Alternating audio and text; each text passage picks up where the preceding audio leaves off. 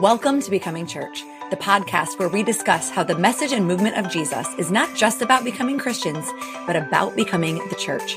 I'm your host, Kristin Mockler-Young, and today we have our first repeat guest on the show. This guest was on episode 7, where we talked about how to live lighter when the world feels heavy. Now she is back for episode 80. It is my friend, Bethny Ricks. Now, Bethany will tell you that she's not for everyone, but I'm pretty confident you will like her. Not only is she back for a second interview, but she's here with me in person in the studio. So this interview might be one where you want to try something a little bit different and check us out on YouTube. Bethany's facial expressions communicate more than her words ever can, and you will see so much more by watching the video. Either way, I know you'll enjoy my conversation with Bethny Ricks.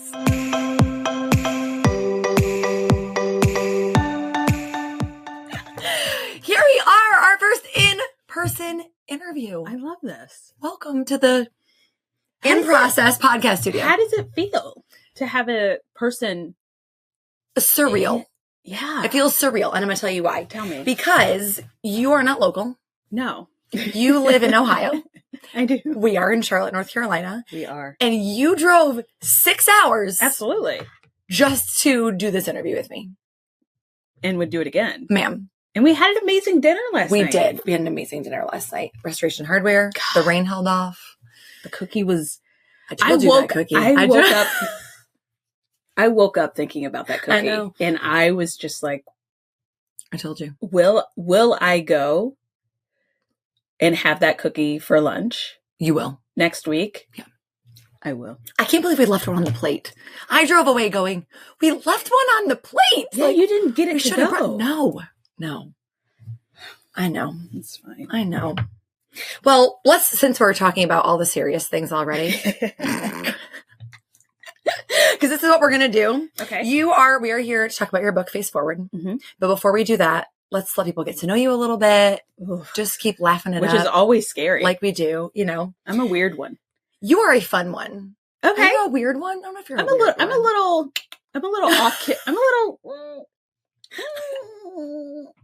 I'm going to have to tell people straight up about your facial expressions because they communicate so much. Yeah, it's just a little offbeat. I love it. All right. If you could have anything, because your book's called Face Forward, if there was anything that you could face right now, if there could be anything in front of you right now, what would it be? A mountain. Oh. Ooh. That's not what I thought you were going to say. Why? Because I love hiking. Okay, that tracks. Yeah. That tracks. I thought you were going to say French fries. Oh, God, those truffle fries were so good. But I really want to go hiking. Okay. I did a big hike last year. Okay. And because this book is coming out when it's coming out. Yeah. It's just the timing is not working out and the season is changing. And I'm just like, I really want to hike. So if I could be standing right now facing a 14er. Okay. What does that mean? That's how big the mountain is. That's how big the mountain is. Yeah. 14 feet. It's a hiking term. I am neither mathy nor outdoorsy. So take that for what it's worth. That's like, it's a hiking term for the scale, the size of the mountain. So if you like the Grand Tetons, those types of mountains. Yeah. Yeah. They're really big. So if I could be standing anywhere and facing anything, it would be a big, giant mountain that I could hike in a day. Okay. I like it. Mm-hmm. You are known to dance to some bops in your kitchen. All the time. What's your favorite current dance bop for the kitchen? And I know you have a range, but I want to know the one that right now in your brain, you're like, I don't know if I should say this one. That's the one I want you to say. I was not a theater kid. Okay. I was an athlete. Yeah. Right now, what I am dancing to, and I blame TikTok for this, is the Chicago. Yes. You were going to say the Chicago soundtrack. The one song in particular, right? Yes. And because it's trending on TikTok. Yes. But I watched, that is top 3, my favorite movie musical. Okay. It's one of the top 3. Yep. And it's trending on TikTok. And so now I'm in my kitchen I'm like dancing to every single song. I love it. And watching. Do you have a particular move? Do you try to like line up your moves to the lyrics? Absolutely. Do you want to show us one? I don't think audio podcast. We'll link up. Yeah. There it is. All right. Well, last fun little get to know you question. Mm-hmm. You are such an encourager. I kind of alluded to, we were going to set up this interview anyway. Yeah. We've been friends for a while. Yes. Knew the book was coming out. I was like, let's talk about it. And you were like, hey, do you want to do this in person? And I was like, well, do you want to do this in person? Sure. No one has ever driven 6 hours to hang out with me ever. I would do anything for you. I just can't tell you what that does to my brain and my psyche. And you're such an encourager, and you send voice memos and text Starbucks cards and all the things. So who or what has encouraged you lately? Oh my gosh. My friends. Yeah? Yeah. You got specific? I mean, just this morning, Ashley Abercrombie, I had coffee with her. I mean, she drove. Yes. Yeah. She drove a couple of hours just to have coffee with me. I would say my girlfriends from college. So there's a group of us. We've been friends since our freshman year, the first weekend of college, which would have been in 2002. Okay. So we're over 20 years of friendship. Okay. They are encouraging. Jasmine Holmes and Sharia Rutt. So I just Tabitha, many. It's my friends, I have such wonderful community that awesome. Is wide and deep. Yeah. But not shallow. That's good. Because sometimes when we think wide, we're like, oh, it's shallow. Yeah. No, it's wide and deep. Yeah. Well, and I think you just embody the idea too of even this is only the second time we've met in person in real life. Correct. I did not know that you had not met Ash until literally this morning. In person. So it's in person, right? It's just that idea of internet friendships can be real friendships. For the person right now that's listening and is like, must be nice to be able to drive and go have coffee. Listen, no shame, but I understand. I know that thought is there. What would you say to that person? That's like, well, I can't do that. You can. It's about what capacity you have to do in this based on the season that you're in. So I'm in a season right now and I have the support where I can do that. Right. And I'm not offering to do things that I don't have the capability to do. Yeah. And there was a time where I couldn't do that. Right. My kids were really young. I was a single mother. Mm-hmm. So I wouldn't have even been able to do some of the podcasts I'm doing now because I would have been working a traditional kind of brick and mortar job. So you can. Yeah, you can. And sometimes that looks different. Right. Listen, sometimes it just starts with make the coffee date in town. Actually do that. Make time for yourself and do that first. Start there. Yes. Small baby steps. Friendship requires action. Yes.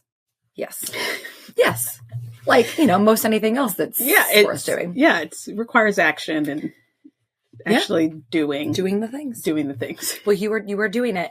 All right. So give us a little history. We are going to get into the book. Yeah.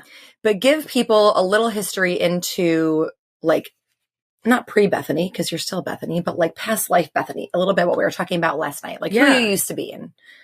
Well, I was born. You were. We're going to go way back. This will be a long episode, guys. It's really lean in. It's really, really cozy up. So past life, which I was a very different person than what I am today, which people will pick up in the book. Yeah. But past life, business executive. And what that means is I had a pretty high-powered job. Yeah. Had a team of over 100 all across the globe. Single mother, 2 children. I was married for 10 years. Divorced in 2017. Okay. Feels like so long ago. Oh my gosh, it does. So long ago. I have degrees in sociology, criminology, minor in psychology. So social science world. Awards for leadership, awards for human resources. Mm-hmm. That's kind of my past life is helping the organizations I worked for find the right people to scale their strategy. And you were very successful at it. Yes. You were very good at it. Yes. You were not just in the business world, but you were traveling and you were talking to CEOs and you were training and you were getting requested and paid and hired to come and basically teach people yes what to do. Yeah. And then what changed? Well, life happens. And then God happens. So my plan, because I achieved success so early, and for context, early would be, I became a vice president around the age of 27. That's bananas. So I was a vice president around 27, 28-ish. Okay. Big job, publicly traded company. So people are like, what's a publicly traded company? That means the company is trading shares on Wall Street. Okay. So these are billion dollar businesses. Yeah. And some of the brands are in people's homes right now that I worked for. And so because I had started achieving success so early and gained access to financial well-being and things like that, I had already decided I'm retiring at 43, 44. Okay. I'm just going to do this for 20 years. And then I'm going to buy a house. Okay. On the beach somewhere. Okay. And throw up the deuces. Yeah. I'm not doing this until I'm 60. And then I had a medical scare. Okay. So that's what I had was a TIA, which is a precursor to a stroke that put me in the hospital. And at this point, I was a senior vice president and was about to be named publicly the successor, head of HR for the big company I was working for.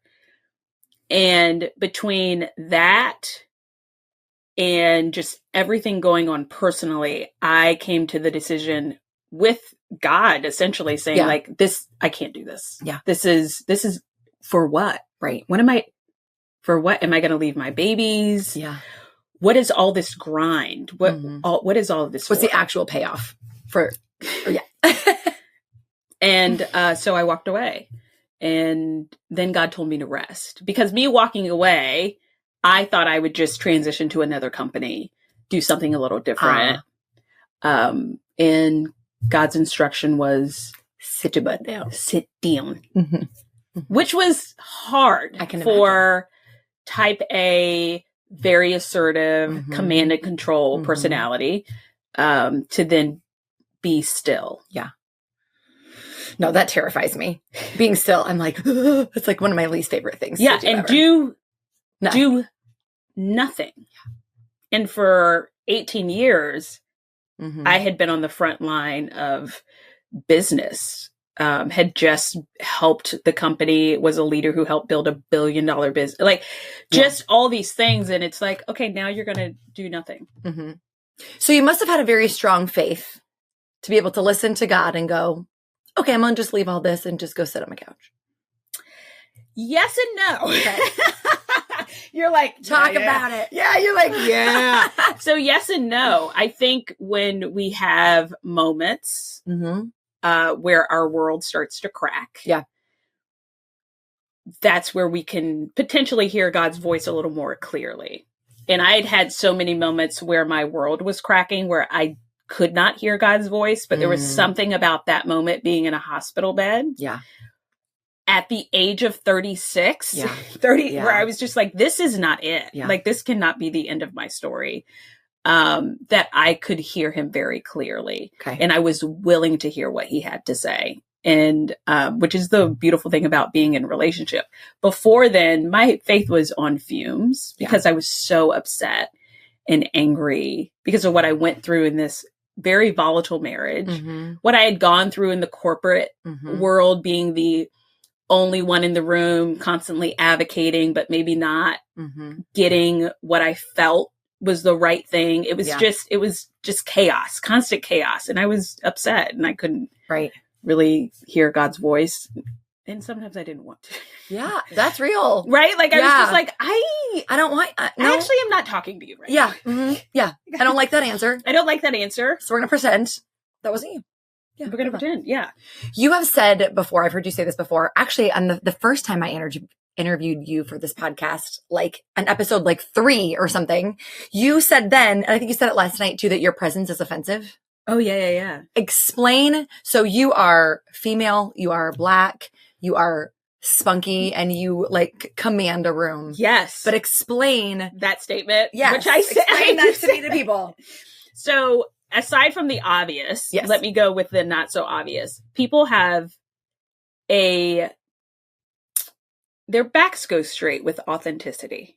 Mm-hmm. Right? Mm-hmm. So when you're dealing with people who are authentic, owning who they are and the power that they hold within their own story, their faith, their understanding of scripture, like, oh, you can't manipulate. Yeah. That can be offensive. Yeah. On top of the fact that depending on the environments that I enter into, I'm a woman. I am Black. I am a woman who is a leader. Right. Who held very high positions. Who has all that is. Who not only earned those positions, but then was also given those positions. Because there are a lot of women that earn it, but are still not given. Correct. So you both earned it, proved your worth, proved your capability, and were also then given those titles and platforms and positions. Yes. Yeah. And so that can be offensive to people. Yeah. Authentic. Yeah. Not apologetic about my boundaries, who I am, not apologetic about who God is in my story, what his biblical truth, what his words are. Yeah. That's offensive. I'm not going to be put in a box. Whoa. That goes straight. Right. So that's why I say them like, sometimes my presence can be a little offensive. So how do you handle that? Knowing, like, you see somebody straighten up, like, and they're like, what do you do? How do you go in confidently? How do you go in without kind of absorbing all of their like perceptions of you and letting it make you insecure, I guess? I talk about this a little bit in the book where I don't use the word offense, so I'll put it in the context of what we're talking about, but someone else's offense is not my problem to solve. Okay. Yeah. Your perception of me is not my problem to solve, because that means you haven't done the work, the other person, to get to know me. So how you perceive me without actually articulating that and giving me an opportunity to speak on that, not my problem. Yeah. Not my problem. And most people are not going to say, I have an issue with you because you're authentic. Right. Right. I have an issue with you because of you refuse to get into this box that we have placed you in. Yeah. I have an issue with you because you are a woman, or I have an issue with you because you're a man. Like, people aren't going to say that. Yeah. They will just be silent. Right. Or rude. Yeah. Or make it about something else.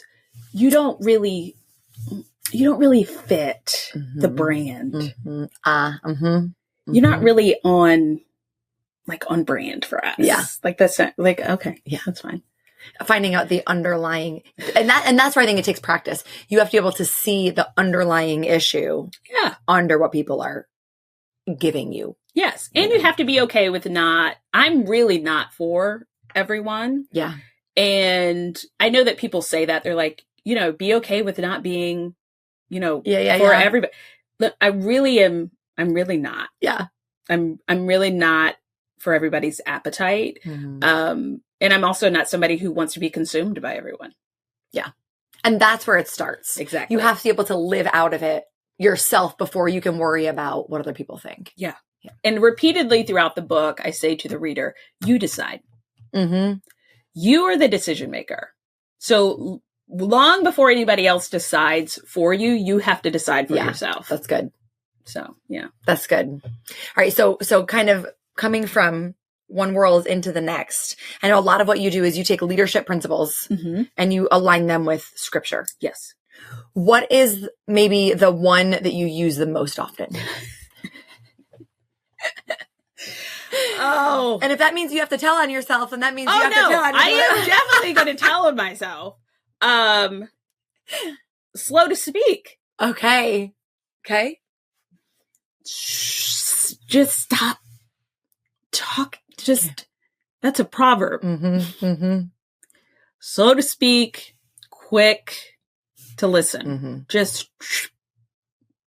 Okay.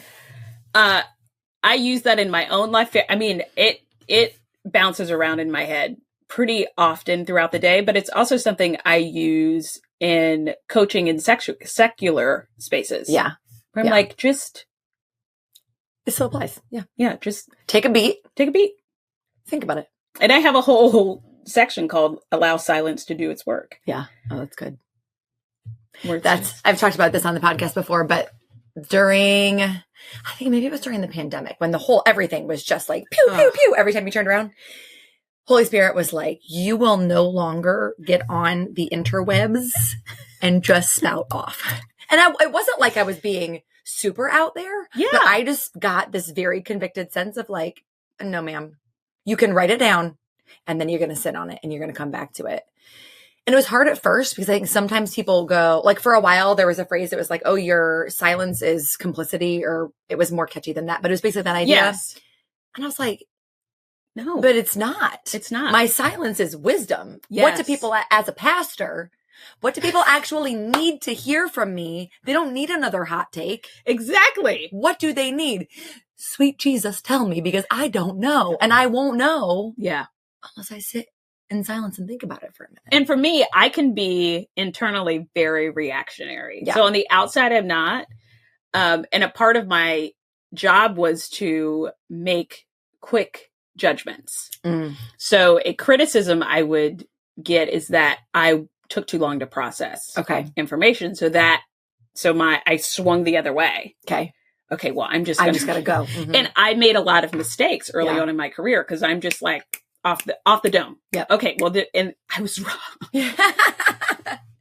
But you were trained up for that. Yeah, I was so wrong. And thank God I learned. Mm-hmm.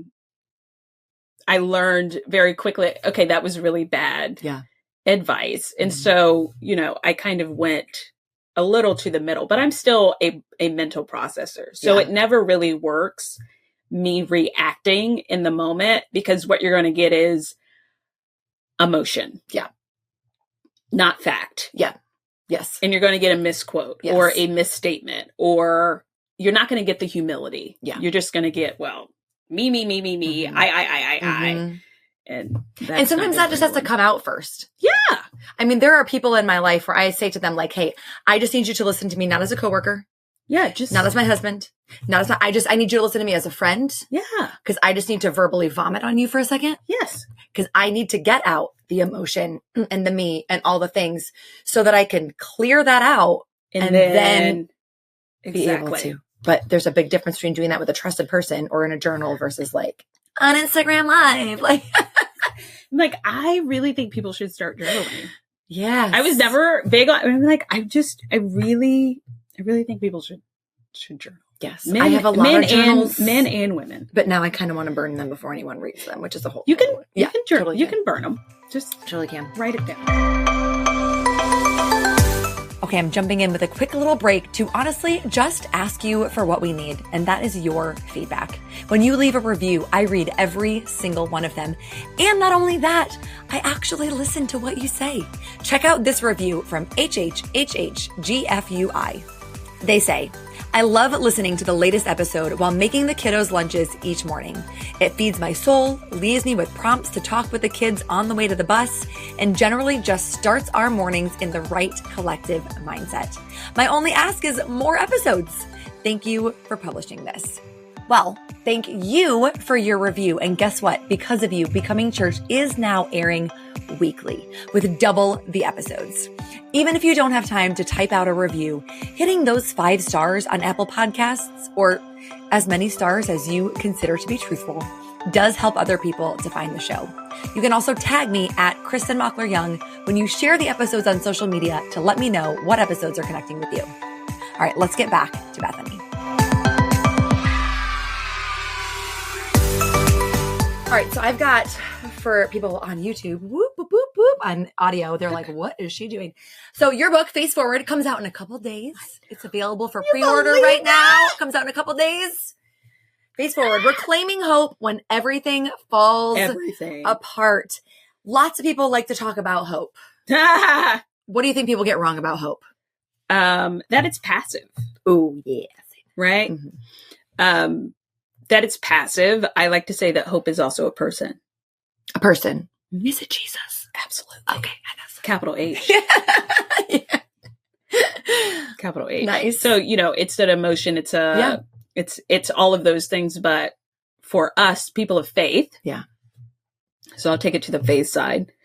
Hope is a person. Yeah. So tangible, real. Mm-hmm. On the other side, what people get wrong about it is that it's passive and it's something that's very fleeting. Mm-hmm. That, just have hope. And then you kind of toss it over the fence. But it's not passive and it requires action. It requires effort and work. Right. Right. And so those are the things that I think people get wrong about it. But overarching is that hope is also a person. Yeah. That we can put our trust in. Yeah. And that person is never failing, consistent, never leaves, never forsakes. Yeah. It's hard to be fleeting when you have your hope rooted in a person. Correct. Yeah. Jo Saxton once stuck with me. It stuck with me so much. Love she talked her. about how hope is really gritty, and hope has skinned up knees and bruised hands from crawling to the next thing and being on your knees in prayer. And that just totally changed hope for me going forward. Because it's not shiny. It's not rough. cute. It's not cute. It does not have a pretty bow. And in the introduction of the book, I say these stories in here, some professional, some personal, even the stories that I share about other people, they are not pretty bow stories because life, though we may have seasons that are really great and full of joy, life is not a pretty bow story. It's not a lifetime movie. Mm-hmm. And hope is, I love that description. I love Jo Saxton. I love that. I love that description. Yeah. So for somebody that maybe, and I have been this person, okay, where I look at a book title or I see what the book is about and I'm like, well, I've never put myself in the hospital from stress. I haven't don't spit your water out. I haven't had a major loss. I haven't had to suffer not falling apart. Right. So do I need to read this book? Absolutely. Why? Why do these people shy away? People shy away because they're like, well, this is not for me. This is not for, well, in part, the everything, which is, it has a little dramatic bleeding down on the cover because we all have these moments in our day-to-day life where it feels like everything is falling apart. Yeah. Because even when I was in the hospital, my kids were healthy. Yeah. I still had a job. Yeah. A week later, I took a reprieve to go to Utah, Park City, Utah, on a vacation by myself. You know what I mean? Yeah. But it felt like everything was falling apart. So we can have these moments in our day-to-day life where it feels like everything is chaotic. Yeah.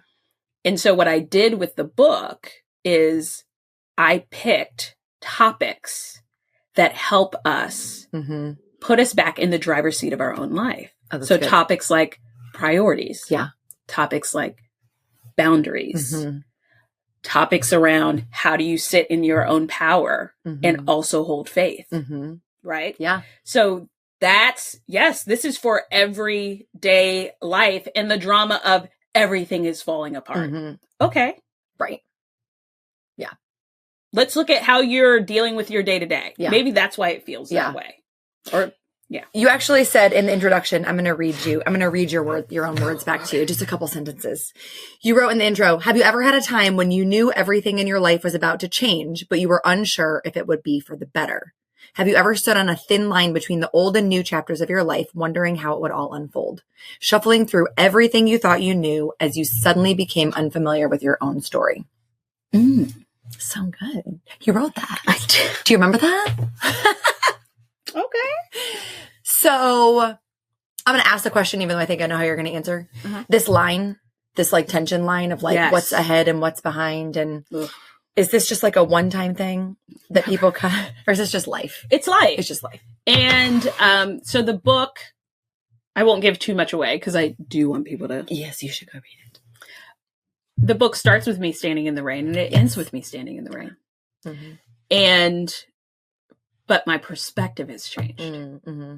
So this is just the questions that we ask throughout life.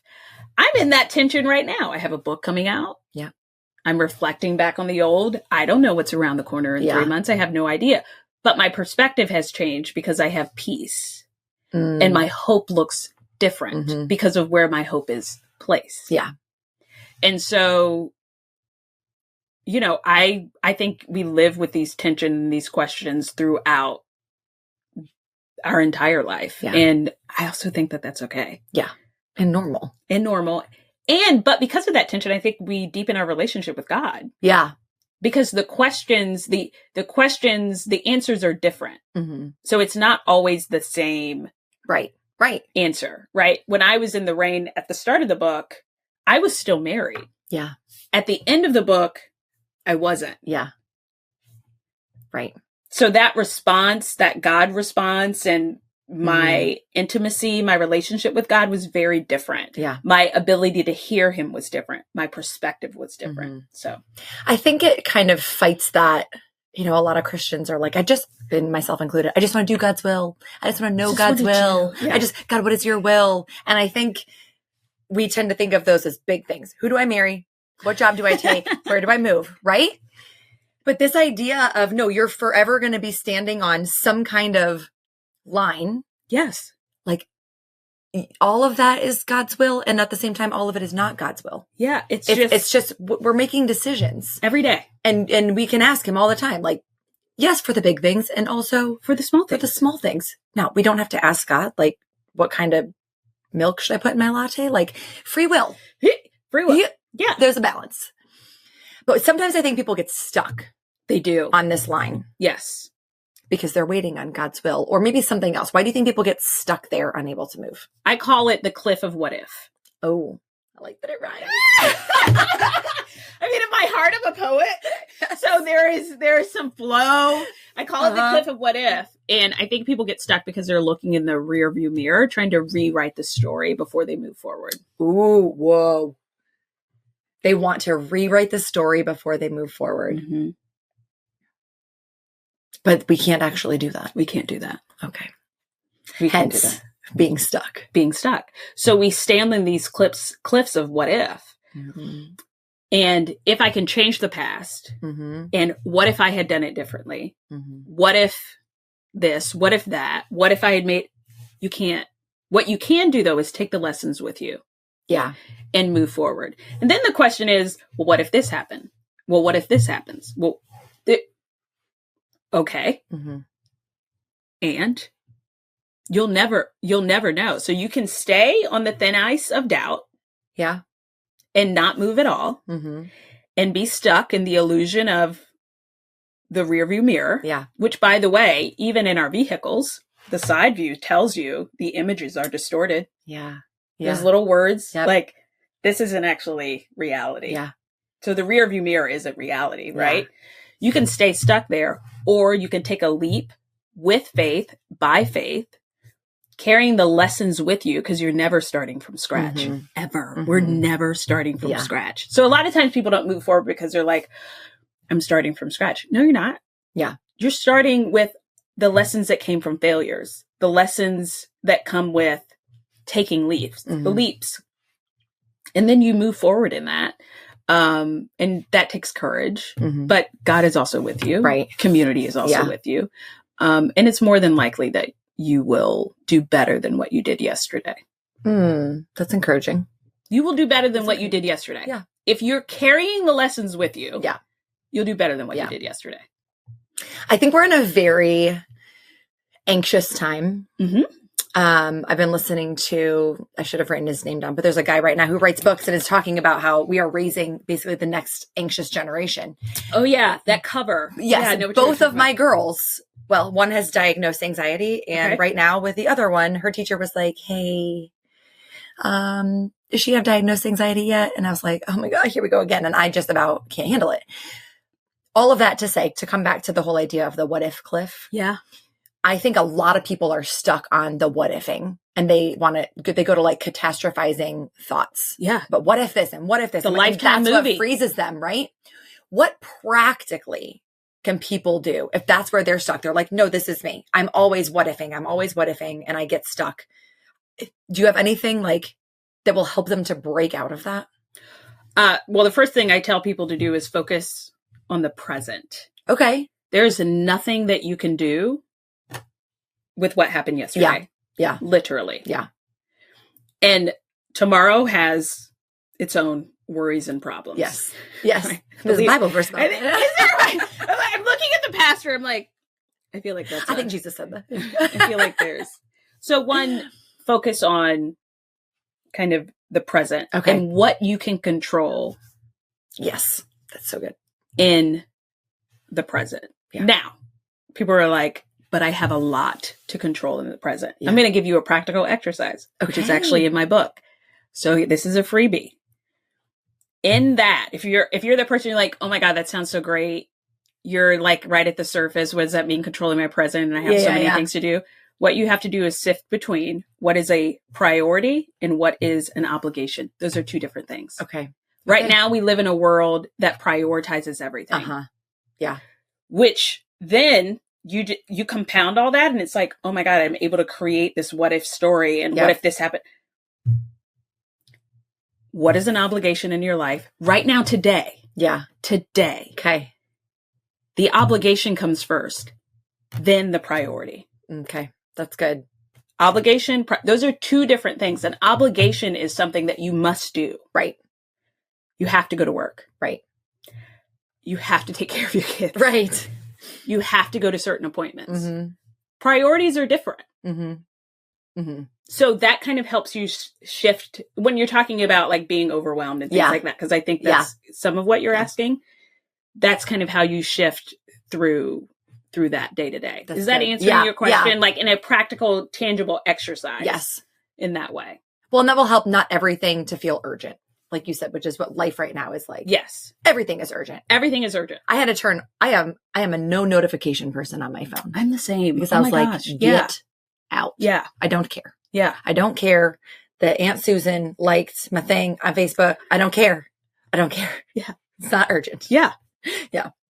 All right. You also said in the book, you said with grace, hope, and joy, find your power and reclaim what is yours. Snatching it back. What does that make that a more than a woo-woo statement? Do you know what I'm saying? Because it could be nice to be like, oh yeah, we've got our things, like find your power and reclaim what is yours. How do you do that with hope, with Jesus? What's that look like? I wrote something that will answer that question that I'm going to read. And this is from the Reclaiming Your Voice. Grace is about extending patience to yourself when things fall apart. Hope isn't wishful thinking, but the decision to keep going despite uncertainty. Joy doesn't come from perfect circumstances. It comes from a sense of alignment with who you are becoming as you walk in faith. So that's the non-woo-woo version of that. Yeah. Then I can get why people would be like, oh, that's kind of a woo-woo, like soft type of statement. But all of that is action oriented and it's in connection with Christ. Yeah. But it's also very personal and it's not dependent on other people or things.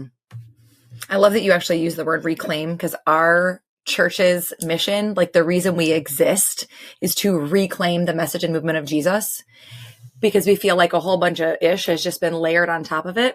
Oh, I love that. Yes. So for our Mosaic people that are listening, they're like, I like it. Yes, I love that. But I love what you did there. You took grace, hope, joy, things that like we talked about earlier with hope, right? Can just be these like fleeting ideals, things you whatever. Say.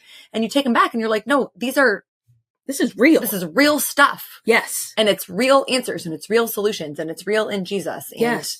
And we can tap into all these things. And it is hard. It's so... But that doesn't make it bad. It's not bad. It's just better. Hard. Yeah. Yeah. It's just... And you have to work for it. Yeah. And put effort behind it. But yeah, that's... I love it. So before I ask you the last question, I'm going to impromptu ask you one more question. You can ask me whatever you want. We were chatting last night about what'd I say? The Christian influencer world a little bit. Yeah. And you were like, who is this? Who is that? And I were talking about I'm like, I don't know who these people are. Which is really great because it reminds me that like sometimes it just reminded me that everybody's lived experience is so different. Right? Yeah. And that everybody's feed is so different. And I assume, because I follow these people that I admire and respect and whatever on Instagram, that everyone does. Yeah, like because they have a bazillion followers. So I'm like, what do you mean? So we were talking about all these people, right? And I know who Joe Saxon is. We know Joseph because Joe Saxon's amazing. I know. The one that really got me, Beth Moore. And I know you know who she is now, but please explain how you did not know who Beth Moore was until like yesterday. Yeah, oh my gosh. Because she is mother to so many of us. This is a true story, and I have receipts for this story. Okay. Because people will like hear this and be like, she's lying. So again, I worked in the corporate world. So brick and mortar, like I didn't even know there was a Christian I didn't have social media. Yeah. I didn't have social media. Right. I didn't have. Well, was it even around then? Yeah. I mean, Instagram and Facebook and all those things, but I was on planes, trains, and automobiles. Right. Like I didn't have social media like that. Yeah. I had a personal account and it was private and that was it. Yeah. So when I entered into the Christian space around 2019, it was just kind of like, oh, okay. There's people out here doing this. There's people out here posting scriptures. Like, great. Yeah. More power to them. Yeah. So my friend calls me and she is telling me about this woman that she had seen in the airport. Okay. Who prayed for her. Okay. And she's like emotional, and she's a very good, one of my best friends. Okay. She is emotional and I'm being supportive I'm like, oh my God, this is so amazing. Like, I'm happy for her. She's like, she is in this story. Yes. And I'm like, oh my God, this is definitely God's hand. So special. Yeah. So special. And she goes, so what do you think? And, I tell her, and then I go, so I have, and this is 2 years ago. Okay. I was like, I have a question. She goes, what? And she's like sniffling because this is very emotional for her. Yeah. Yeah. You're like, I totally understand. Yes. Because this woman prayed for her. Correct. And like spoke into her life. I said, who is Beth Moore? She was like, oh my God. She was like, I love you, but I also hate you. She's like, you do not understand. She's like, because you don't understand the magnitude. Uh-huh. But also, she's like, I love that you don't know anybody. Yeah. And this is like the purest example. And Beth Moore came out with a memoir. Yeah. And she was like, you have to listen to this. You have to listen to it. And I did. Yeah. And phenomenal. Yeah. The only thing of hers I've ever written or read. Yeah. That she's written, and beautiful, powerful woman of God. Had never heard of her before. I mean, it's so funny. Go Beth Moore. Yeah. Yeah. Yeah. But I mean, I think the thing with why so many of us love her, and her memoir is so stunning. And get it on Audible because she reads it. That's what I was like. I mean, I'm not a crier at the end. Had to pull over. It's so good. I was sobbing. But I was like, oh my gosh, this woman I can understand why she is a pillar. Yes. In the community. And the more I find out about like kind of the Christian space and the world and things I'm like, oh, okay. I get it. Even more so, I think especially people like our age, because we grew up where either maybe we did Beth Moore Bible studies, but like our parents, like our moms definitely did. And so we grew up knowing about Beth Moore. She was like one of the very few women that was allowed to teach Bible studies and be at conferences. And then we got to, as we were coming into our own, we got to watch her leave the SBC and speak out against the patriarchy and speak up against things that we are all facing. And she was like, I don't want to put words in Sister Beth's mouth, but basically like, forget all of this and go forward. And so now we just love her even more because we're like, you are one of us. Yeah. I mean, I mean, her book was beautifully, I remember when I was listening to her on audio, I remember vaguely the tweet because I was actually in an executive's office. Okay. And they commented on that tweet. It was a male. Yeah. But I didn't, and when she was, talking about it in her book, I was like, oh, I made kind of the connection, the connection there. And me, I grew up in a denomination where women do preach and they are pastors. So different background, totally different background in the North. So, it's just a different kind of space, but yeah, that's I love it. I may not ever meet her one day, but more power to you. Yeah. Yeah. Way to go. She is if I could get her on this podcast, I think I would just quit my life. I would be like, this is the last and best thing I can ever do. Well, in Jesus' name, let that happen. But also, we're not going to. It's a great podcast. Well, thank you. Yeah. Thank you. But Sister Beth, if you're listening, call me. Call me. Make that happen. Yeah. Yeah. All right. Well, last question for you. Okay. Because the podcast is called Becoming Church. Yeah. What can people that are listening do, maybe in lieu of hope and things that they're facing? How can they become the church to people around them? I'm actually going to say what we talked about a little bit last night. Okay. Which is be authentic in your story and how Jesus is showing up for you today. Okay. Today. In your everyday life, and how he is filling the gaps, and how he is helping you be more humble and gracious and kind. As opposed to what? The opposite. Just talking only about the past, or complaining, or talking about the past or complaining. I think what people need to hear is not just about fire, brimstone, the salvation story. This is everything that's wrong with the church. This is everything wrong with America. But this is what it looks like every day to walk this faith thing out and have grace and mercy. Yeah. Just as an everyday human. Yeah. To know that as a parent, I might fail and I might have to ask my kids to forgive me, and what that looks like, and what it looks like to be humbled in a kind way by a father who loves you. Yeah. And not have shame in expressing that and showing that. Yeah. That's what I think that looks like. Yeah. In 2024. Right. That's what hope looks like. That's what grace looks like. That's what the church is. Yeah. Right? Yeah. That's the good news. Right. The good news is, in all of my imperfection. Yeah. Jesus is still actually doing things. Yeah. Every day. We try to get them into the church often, right? We're like, come into the church, be in the church. But then, why? Just to be in the church? Yeah. Just for community? Community is great. Community is wonderful. Needed. But what are we actually offering them? Yeah. What does it look like? What is Jesus doing today? What does it look like on a Tuesday? Right. What does it look like on a Wednesday? What does it look like on Thursday when you're crying or you're in the garage banging on a tire, dude, because you're frustrated and you don't know how to solve the problems going on in your household? What is that? What does Christ look like in that? And how does he help you solve that problem? And then how does community come behind you in solving that? Yeah. God. And I would encourage people too to broaden your idea of what it looks like for Jesus to be doing things in your life. Last night we sat down at dinner and you were like, how was your day? And I went, I'm going to tell her. Do you remember what I said? I was like, crappy. Yeah. I said, my day was crappy.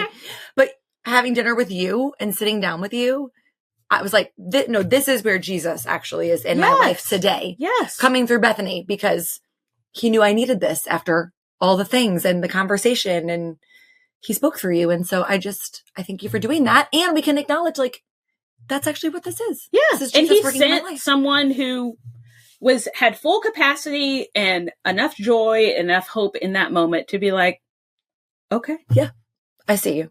And we're going to pull you out of this. Yeah. And it's fine that you feel that way. That makes perfect sense. And all right. Yeah. So that's how I would answer that question. And wouldn't the world look just a little different? Yeah. if people talked about what Christ did for them on a Monday. Yeah. At 2:45. Yeah. Beautiful. Beautiful. Well, listen, the book comes out in a couple of days. We will link up all the places where people can get it. Anything else that you want to tell them about besides the book? Is there anything? Instagram? Should we link up your Instagram? Or you're not going to be? Okay, we'll do that. Are you going to be on? I will. I will be an active participant on Instagram, on Jesus Led Bible Fed, on Bethny Ricks. I have a newsletter, Led and Fed, that's about to start coming out that will focus on excellent every week. Just here are 3 leadership points connected to Scripture to help you lead better in your your day-to-day life. We'll link it all up. Short and sweet and to the point. And thank you also so much for being here.